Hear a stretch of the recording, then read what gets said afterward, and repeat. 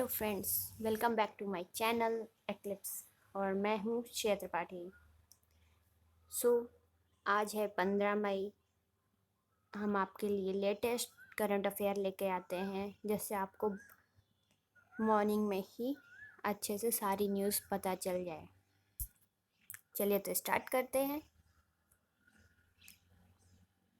हाल ही में corona virus के प्रसार को रोकने हेतु किस राज्य सरकार ने अभिनव अभियान विधियों का उपयोग किया है? Option A Odisha, option B Delhi, option C Rajasthan, option D Chhattisgarh. इसका आंसर है ऑप्शन सी राजस्थान। राजस्थान में 12 जिले के किशनगंज गांव के खादी और ग्राम उद्योग आयोग के कुम्हार कोरोना वायरस के प्रसार को रोकने के लिए अपने अनूठे अभियान के साथ राष्ट्र का ध्यान आकर्षित कर रहे हैं। कुम्हारों ने कोरोना वायरस से निपटने के लिए उठाए जाने वाले उपायों के बारे में एक संदेश के साथ मिट्टी के बर्तन, विशेष रूप से घड़े बनाए हैं। अभिनव दृष्टिकोण के पीछे का उद्देश्य यह सुनिश्चित करना है कि यह संदेश सभी परिवारों और परिवार के सदस्यों तक पहुंचे और जब भी वे उससे पानी पिए तो हर समय संदेश आए, कोरोना से सावधान, रोकथाम ही इलाज है, घर पर रहें, सुरक्षित रहें और मास्क का उपयोग करें जैसे संदेश पर बड़े मुद्रित किए गए हैं और ये बहुत आकर्षक है और इससे लोग तत्पर याद करते रहेंगे कि हाँ, हमें सावधान रहना है। चलिए नेक्स्ट क्वेश्चन। भारत और मध्य एशिया में सर्वश्रेष्ठ क्षेत्रीय हवाई अड्डे के लिए स्काई ट्रैक्स अवार्ड कैंपेगौड़ा अंतर्राष्ट्रीय हवाई अड्डे को प्रदान किया गया है। कैंपेगौड़ा अंतर्राष्ट्रीय हवाई अड्डा कहाँ पर स्थित है? Option A Kerala, option B Bangalore, option C Assam, option D Rajasthan. इसका आंसर है ऑप्शन बी बेंगलोर। भारत और मध्य एशिया में सर्वश्रेष्ठ क्षेत्रीय हवाई अड्डे के लिए स्काई ट्रैक्स अवार्ड बेंगलुरु के कैंपेगौड़ा अंतर्राष्ट्रीय हवाई अड्डे को प्रदान किया गया है। बेंगलुरु हवाई अड्डे को 4 साल में तीसरी बार ये पुरस्कार मिला है। स्काई टैक्स पुरस्कार 6 महीने की सर्वश्रेष्ठ अवधि के दौरान इन हवाई अड्डों पर 100 से अधिक देशों के ग्राहकों द्वारा किए गए हवाई अड्डे सर्वेक्षण प्रश्नावली के बाद दिया जाता है। Next question. चैंपियंस पोर्टल किस मंत्रालय द्वारा लॉन्च किया गया है? ऑप्शन ए रक्षा मंत्रालय, ऑप्शन बी रेल मंत्रालय, ऑप्शन सी स्वास्थ्य मंत्रालय या ऑप्शन डी सूक्ष्म लघु और मध्य उद्यम मंत्रालय। इसका आंसर है ऑप्शन डी सूक्ष्म लघु और मध्यम उद्यम मंत्रालय।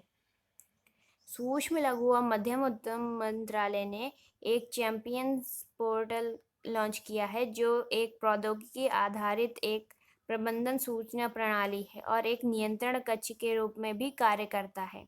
चैंपियन पोर्टल का उद्देश्य एमएसएमई क्षेत्र को राष्ट्रीय और वैश्विक स्तर पर सक्षम बनाने, गुणवत्ता हासिल करने और प्रशासनिक बाधाओं को दूर करने में मदद करना है। आधुनिक तकनीकी के सामंजस्यपूर्ण अनुप्रयोगों के साथ छोटे उद्योगों को राष्ट्रीय और वैश्विक स्तर पर सक्षम बनाने के लिए मूल लक्ष्य के अनुरूप इस पोर्टल को चैंपियंस का नाम दिया गया है। वेबसाइट मुख्य रूप से एमएसएमई मंत्रालय द्वारा उनकी वास्तविक शिकायतों को हल करने, उन्हें प्रोत्साहित, सहयोग और मदद करने में छोटी इकाइयों से बड़ा बनना है। Next question. डाइचे वेले फ्रीडम ऑफ स्पीच अवार्ड 2020 में किसको सम्मानित किया गया? Option A Niranjan Mishra, option B Govind Rathore, option C Siddharth Varadarajan या ऑप्शन डी कंगना रणावत। इसका ऑप्शन है ऑप्शन सी सिद्धार्थ वरदराजन। डाइचे वेले freedom of speech award 2020 Siddharth Varadarajan को प्रदान किया गया है। वह द वायर के संस्थापक में से हैं, जो एक गैर लाभकारी ऑनलाइन समाचार पोर्टल है। उन्हें 2010 में जर्नलिस्ट ऑफ द ईयर के लिए रामनाथ गोयनका अवार्ड भी मिला है। उन्हें 2017 में फ्रीडम ऑफ प्रेस के प्रचार के लिए सोरेनस्टीन पत्रकारिता पुरस्कार से सम्मानित भी किया गया है। नेक्स्ट क्वेश्चन, निम्न में से किसने गैर आक्रामक वॉलंटियर स्वस्थ वायु विकसित किया है? ऑप्शन ए विश्व स्वास्थ्य संगठन, ऑप्शन बी केंद्रीय इलेक्ट्रॉनिक अनुसंधान संस्थान, ऑप्शन सी केंद्रीय औषधि अनुसंधान संस्थान, ऑप्शन डी राष्ट्रीय एरोस्पेस प्रयोगशाला। इसका आंसर है ऑप्शन डी राष्ट्रीय एरोस्पेस प्रयोगशाला।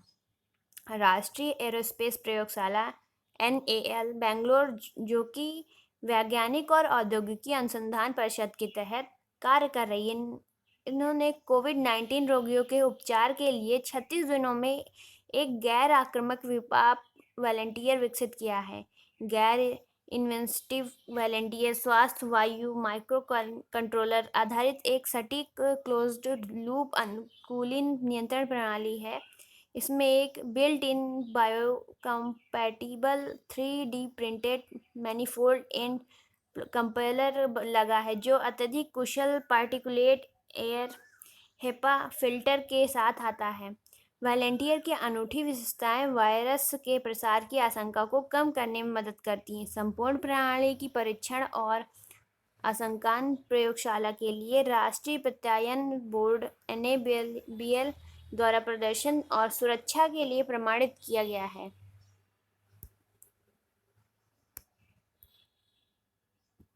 नेक्स्ट क्वेश्चन, निम्न में से किस राज्य ने केंद्रीय विश्वविद्यालय हेल्पलाइन है भरोसा लॉन्च किया है? Option A Assam, option B Odisha, option C Delhi या ऑप्शन डी महाराष्ट्र। इसका आंसर है ऑप्शन बी ओडिशा। मानव संसाधन विकास मंत्री श्री रमेश पोखरियाल निशंक ने 11 मई 2020 को नई दिल्ली में एक आभासी मंच के माध्यम से अपने हेल्पलाइन नंबर 08046801010 के साथ ओडिशा केंद्रीय विश्वविद्यालय द्वारा हेल्पलाइन भरोसा को लॉन्च किया है। कोविड-19 महामारी के दौरान छात्र समुदाय के संकट को दूर करने में हेल्पलाइन नंबर मदद करेगा। हेल्पलाइन का उद्देश्य ओडिशा के प्रत्येक विश्वविद्यालय के छात्रों को संज्ञानात्मक भावनात्मक पुनर्वास सेवाएं प्रदान करना है। इस पहल का समन्वय ओडिशा के केंद्रीय विश्वविद्यालय के कुलपति प्रोफेसर राम ब्रह्मम द्वारा किया जा रहा है। छात्रों और उनके अभिभावकों के लाभ के लिए मंत्री द्वारा औपचारिक रूप से हेल्पलाइन नंबर शुरू किया गया था। Next question, fear of God पुस्तक के रचयिता का नाम बताइए। Option A Brajlal, option B Brajlal Satyarthi, option B Medha Patkar, option C Sai Chandravadan, option D Rajnath Singh. इसके आंसर है ऑप्शन सी साई चंद्रवदन। साई चंद्रवदन द्वारा फियर ऑफ गॉड पुस्तक को उनके कलम नाम वधान के तहत लिखा गया है। पुस्तक ट्री शेड बुक्स द्वारा प्रकाशित की गई है और निर्माता और लेखक अर्निबॉन भट्टाचार्य द्वारा जारी की गई थी। पुस्तक फियर ऑफ गॉड अधिकारियों द्वारा भ्रष्टाचार, सतर्कता और कानून प्रवर्तन के बारे में है। वधान की यह तीसरी पुस्तक है और पहली पुस्तक को शत्रु शीर्षक दिया गया था, जिसे 2014 में जारी किया गया था। दूसरी पुस्तक अग्निपुत्र 2016 में प्रकाशित हुई थी।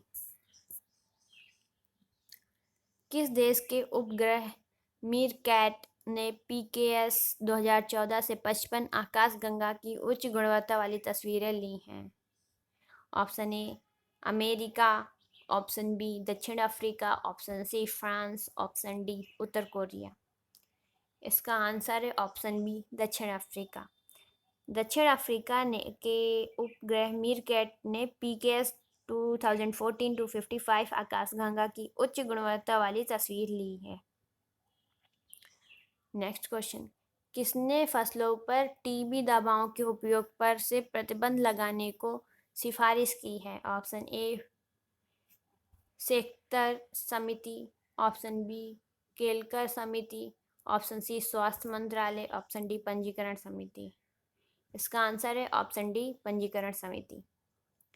केंद्रीय कीटनाशक बोर्ड और पंजीकरण समिति CIBRC के तहत कार्यरत पंजीकरण समिति RC ने रोग नियंत्रण के लिए अन्य विकल्प उपलब्ध होने पर फसलों पर तत्काल प्रभाव पर टीबी दवाओं स्ट्रेप्टोमाइसिन और टेट्रामाइसिन के उपयोग पर पूर्ण प्रतिबंध लगाने का सुझाव दिया है।